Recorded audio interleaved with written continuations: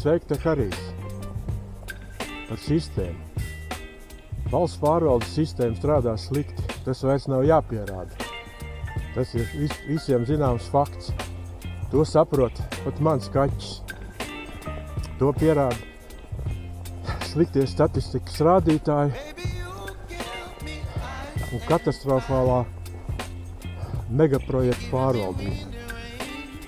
Sistēmu varētu mēģināt uzlabot valsts prezidents intelektuāls, kas nav nācis no politiskās vidas, kā piemēram Vaclavs Havels Čehiem vai Lenards Merī Igauniem. Saeima ieceļot, ievēlot Valdi Zetleri ļoti smagi nokļūdījās. Un bija skaidrs, ka otrais tāda kļūda vairs netiks pieļauta. Saeimai, tāpat kā dzīvam organismam, piemīt pašsaglabāšanās instinkts.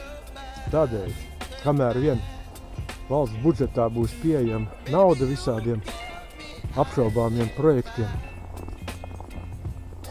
uz nekādām pārmaiņām mēs varam necerēt.